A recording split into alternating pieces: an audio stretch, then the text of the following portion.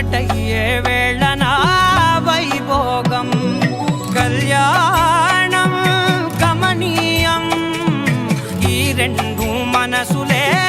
రమణీయం ముడే ముళ్ళట ముడి పడుతుంటే ముచ్చట నాలుగు దిక్కుల కంట చూడ ముచ్చటైన వేడుకంట ఆ పంచభూతాల తోడుగా ప్రేమ పంచుకొనే పండగంట